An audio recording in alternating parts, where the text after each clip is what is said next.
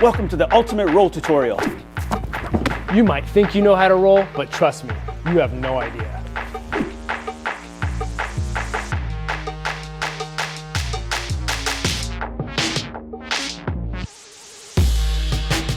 When you're learning how to do a shoulder roll, it actually might be easier to learn backwards first. When trying to do a back roll over the top of your head, it can be a real pain in the neck. So we actually want to roll over our arm like this, and we can even start by learning that sideways. And as we roll over our arm, we can look behind us so that we end up actually avoiding touching our head on the floor. The other thing that's gonna help here is I can bring my other hand over, kind of like a dab. Do people still do dabs? Oh, killed the one. Uh-oh, Max, you almost fell. Go ahead, Max. Go ahead. Go ahead. Oh, Lord have mercy. Dab roll. So when I do a dab roll, I usually will end up on my knees, bringing my knees over my elbow. But eventually, I'm gonna wanna get back up to my feet. And to do that, I'm gonna have to change my arm position. With the dab roll, I had this arm straight out to the side. Now, what I wanna do here is instead bring this arm up like I'm getting ready to do a karate chop. Still have that arm across the face. When I roll back, I'm gonna press off of both hands and try to end up on my feet. Now that we've learned how to do a back roll, it's time to start rolling forwards. Keeping with our theme of learning things in reverse, we're gonna move on to the exit position. If you are hitting your back roll to your right shoulder, what's gonna happen next is you're gonna start from your back, and as you roll up, you're gonna try to get over to your left hip without touching your right hip to the ground. Again, since we're rolling over our right shoulder, we're gonna bring our left heel tight into our body with our right foot in front. Here are a few tips on getting a smooth shoulder roll exit. Here's a common mistake. So we don't want to exit too far forward for two reasons. Our lead foot might block us from standing up, and we might actually hit our hip. So instead, we're gonna wanna really lean over to the side. And using your left hand on the ground is gonna help encourage that. Superhero landing. These next 2 points aren't absolutely necessary, but they can help take your roll to the next level.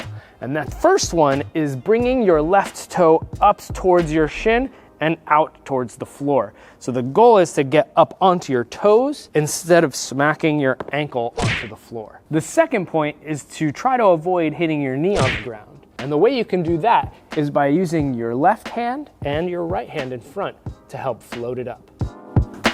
Now that we have this exit position down, let's work our way to the start. Next, I'm gonna start to do a back roll, and I'm gonna look for a corner to kick behind me, and then I'm gonna roll up to my exit position like this.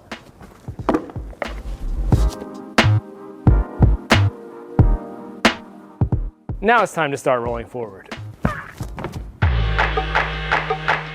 We're gonna start this one from our knees, and we're gonna practice what we call an arm roll. So we're gonna place our left hand down, and then stick our right arm out straight. The back of our hand goes down, elbow goes down, and then upper arm goes down. And if this is too confusing, remember, you already did it with the back roll.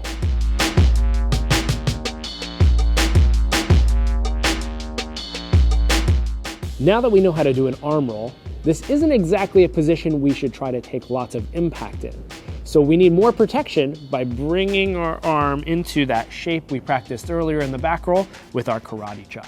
Yo, check out my roll bump. What's a roll bump? You know, it's like a calcified lump from doing so many rolls over the years. All the old school guys have one. That's gross. A roll bump is not something to brag about. Learn it the right way. You know, it's entirely possible that the reason a lot of us have this deformity is because we call it a shoulder roll. Yeah, it's a common misconception that you're supposed to roll over top of your shoulder, but in reality, you should be rolling on your arm. Everyone, no matter how strong they are, is bony right here. And so we want to try to avoid that bony part. Now that we know that we have to roll over our arm in this position, we can't just start from our feet and drive it down like this. So what we're gonna do is once again, bring it down to our knees on the floor. You're gonna bring both hands over to your left knee, drop that forearm and elbow down, and then try to draw your shoulder to your hands without letting your elbow leave the floor. Something you can try to give yourself a little bit more feedback in this position is lift this thumb up and then just touch your shoulder to your thumb, once again making sure this elbow doesn't come off the floor. If you're still having difficulty achieving that position from your knees, you can always bring it up to a raised structure, get some reps in, and then bring it back down to the floor after. This nice little system we have of bringing our shoulder gradually down protects us from just driving it into the floor, and it also creates a nice little shield for us to roll on. As we draw that shoulder down, we're also gonna bring our ear over to our opposite shoulder so that our head doesn't touch the floor. That's actually hilarious. Hang on, I gotta do a roll real quick. Yeah, you were saying? So up to this point, we've only been rolling from our knees. Eventually, we're gonna wanna work our way up to our feet. So we're gonna push ourselves up into a crouching position, and from here, we follow the same procedure. Hands, forearm, shoulder, head, and push off of both feet. So when you go from your knees up to your feet in a crouch position, it's a bit more challenging to go into your roll. But it's even more challenging because of the extra speed that you get from rolling from a standing position.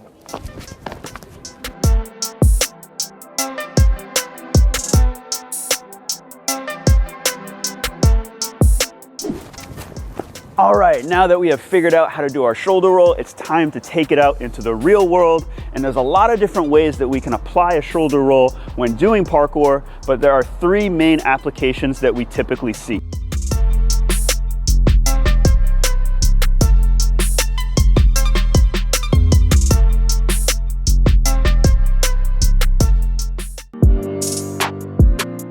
Since we already know how to do our roll from a crouching position and from a standing position, we're gonna practice reaching our hands further and further. We can use things on the ground like a line or your jacket to measure how far your hands go, the main focus being to push off of both legs and roll smoothly.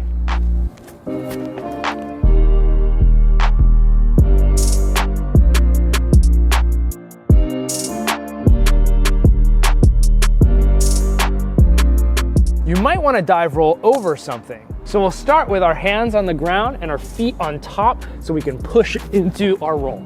Next, you'll start on the other side of the structure. You'll place your body on top and drag yourself into a shoulder roll. Now that you've done the drag a few times, you can start adding speed gradually until you start to feel confident enough to dive all the way over.